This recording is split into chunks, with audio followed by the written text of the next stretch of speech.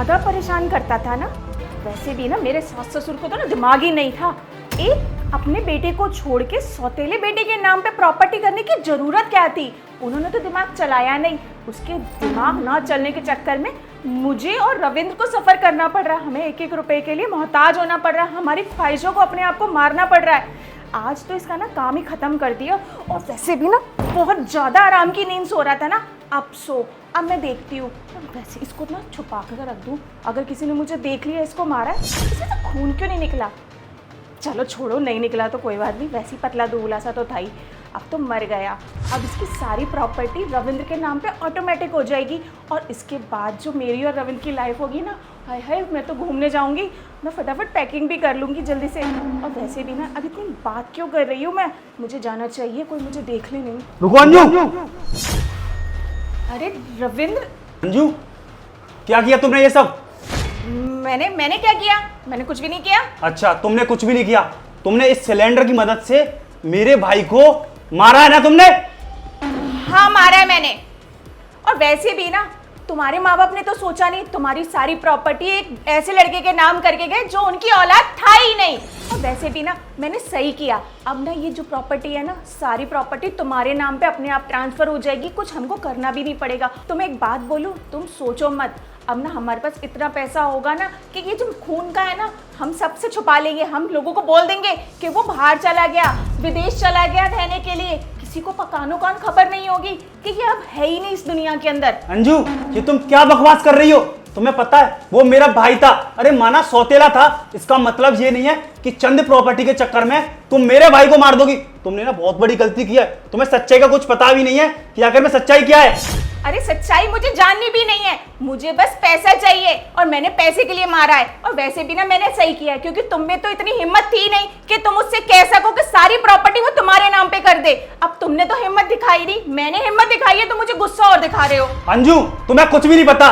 तुम्हें पता है उसने पहले से ही ना 60% प्रॉपर्टी मेरे नाम कर चुका है। वो उसने बोला था कि भैया आपके तो बीवी बच्चे हैं, आपके ऊपर तो बहुत ज्यादा जिम्मेदारी है, इसलिए आप एक काम करिए, मम्मी पापा जो मुझे सारी प्रॉपर्टी मेरे नाम कर गए हैं ना, उस प्रॉपर्टी में 60% आपके हिस्से में दे देता हूं। पर तुमने कितनी नीच हरकत की है। तुम्हें पता है इस प्लान का मुझे पहले से पता चल गया था कि तुम मेरे भाई को मारना चाहती हो। इसलिए ना जानबूझकर हमने अपने पैर फोल्ड कर रखे थे ताकि हम जान सकें कि आखिर में सच्चाई क्या है। हाँ, खड़ा हो जा भाई। तुम जिंदा हो? हाँ भाभी, मैं जिंदा हूँ। अरे मैंने तो सोचा भी नहीं था, जिस भाभी को मैं अपनी माँ समान समझता था, वो कुछ चंद प्रॉपर्टी पैसों के लिए ये सब करेगी। अरे भाभी, आपको कुछ दिक्कत थी तो आप मुझसे बोलती, मुझसे नहीं तो भैया से बोलती। मेरे लिए पैसा नहीं, मेरे लिए परिवार मैटर करता है। लेकिन मैंने सोचा भी नहीं था मेरी भाभी जो मुझसे इतना प्यार करती है, वो कुछ पैसों के लिए आज मुझे मारने तक तुल जाएगी। मुझे माफ कर दो शिवम, मुझे नहीं पता था कि मैं ये जो काम कर रही हूँ ये इतना गलत है। और मैं तुमको कभी समझ ही नहीं पाई। वो तो मुझे रविंद्र ने बताया कि तुमने पहले ही प्रॉपर्टी उनके नाम कर दी थी। मुझे माफ़ कर दो।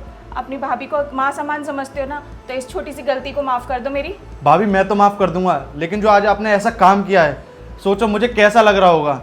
माफ़ी से क्या हो जाएगा, अभी मैं माफ़ कर दूंगा, लेकिन मेरे दिमाग में तो वही रहेगा जिसको मैं अपनी माँ मानता था, उसने आज मुझे मारने की कोशिश करी है। तुम समझाओ ना रविंद्र, मुझे माफ़ कर दो प्लीज़। अंजू, मैं क्या समझाऊं? तुमने काम ही ऐसा किया है, तुमने मारने की कोशिश की है। अरे सोचो, अगर सच में मर गया होता फिर क्या होता, और तुम्हें सच्चाई का बाद में पता चलता तो तुम ना जिंदगी में अपने आप को कोई माफ नहीं कर पाती, और तुम बोलती कि काश एक बार मैं शिवम से माफी मांग लूं।